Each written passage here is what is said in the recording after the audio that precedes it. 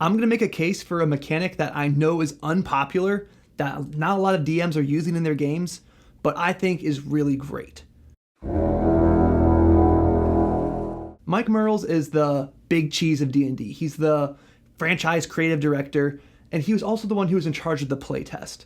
And part of being the lead designer, the big boss, is sometimes you have to cut things from the game even though you personally like it. And the mechanic that he liked the most that got cut away from the game, cut away from the core game, was Proficiency dice. The one thing I missed the most, it's not a class feature, but it was rolling a die for your proficiency bonus. I really like that, and I'm really like, I don't know why people didn't like it. It didn't test well, but I still really liked it. Wish it had worked. If you go back into the early days of the playtest, this is how people thought about it too. That DMs would always be making ability checks as the core of the game, and then only occasionally would they add on skills as an area of particular expertise. See the video. I love these things. I love this idea of having proficiency dice instead of a proficiency bonus. This is still an optional rule in the DMG. It's a variant rule.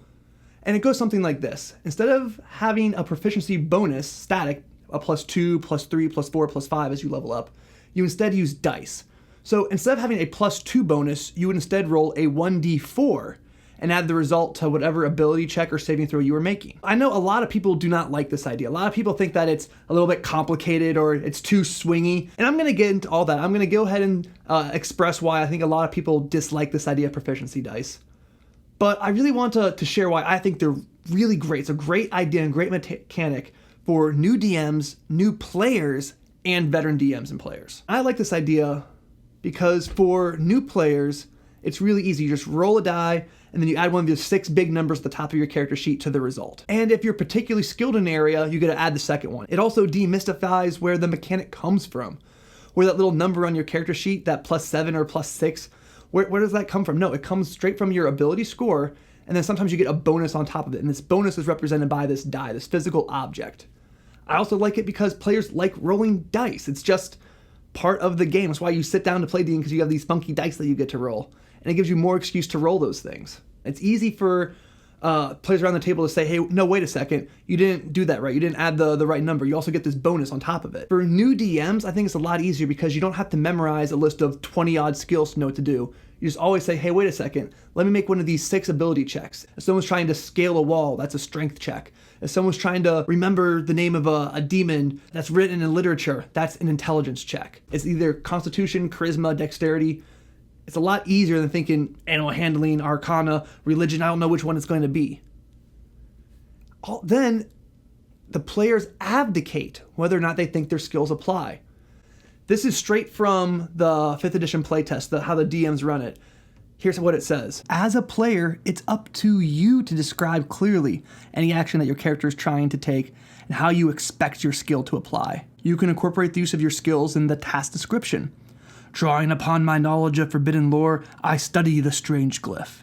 So you see, the intent was the DM would be asking players for ability checks, and then the players could abdicate through narration why they think their skill should apply. So it gives a lot more power almost to the players. I think this is really great for new players too, because it really emphasizes this idea of storytelling, that they're in control of the narration too. I think this is really good for veteran DMs and veteran players too, because I think it makes it easier to mix and match the skill proficiencies with the ability scores. I know this is listed right there in the player's handbook, but every single time I say, wait a second, you're trying to hide in a crowd, well, go ahead and make me a charisma stealth check. The player just looks at me like, huh? Then to explain, okay, roll the die, add your charisma bonus, and then if you are proficient, go ahead and add your proficiency bonus too. And like, oh, okay. Every single time. But with this dice system, it's a lot easier. I say, hey, go ahead and give me a charisma check. And the player can say, wait a second, I'm skilled at stealth. Can I go ahead and add this on? It gives them a lot more control. It gives these advanced players different ways to think about mixing and matching these skills. And this goes for the DM too. It makes it a lot easier if you explicitly decouple the little plus number on their character sheet from their skill bonus. Some people are going to say this is more complicated, that it's a lot easier just to roll a die and then look down the list of skills and add that one number there. But I think in the long run, it's a lot simpler just to be constantly asking for those 6 ability checks. Now this can work, kind of wonky with some abilities, because again, the core game assumes that you have a proficiency bonus, especially the Bard's Jack of all trades. But then in that case, you just act like you have the corresponding proficiency. Some people also don't like it because it's kind of swingy. And this is a fair criticism, that if you're going to play a character, especially over a long campaign, you want to be consistent in your abilities. The D20 already has a lot of swing, and then adding that die on top of it also adds a lot more. So you're not going to be consistently as good in the thing that you're good at. Some people can also say that this might break bounded accuracy, especially at the top tiers. But at that point, I think the swing in the top proficiency die is not any more than you're going to get from a standard array of magical items. So I think it's okay. All right, so I like proficiency dice. Not a lot of other people do. It was unpopular. That's why I got booted from the playtest and included only as a variant rule. But I think you should try it out in your game. I think you should use it because it's easy for new DMs. They only have 6 types of checks to worry about instead of 20 odd some. It makes skills seem like an area of particular expertise, and so asking for ability checks makes sense.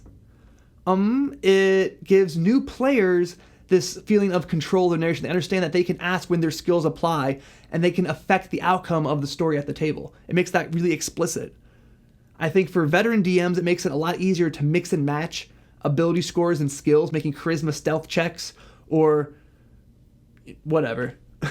Yeah, so that's the video, folks. Like I said, this is an unpopular mechanic. I know not a lot of people are using it, but I really enjoy it. I think it's really cool. And so I'm going to go ahead and encourage you to do that. Run it in a one-shot. Run it the next time you're introducing a new player to the game. And let me know how it goes in the comments below. Because I think it makes the game move much faster, and it's much easier to teach to new players.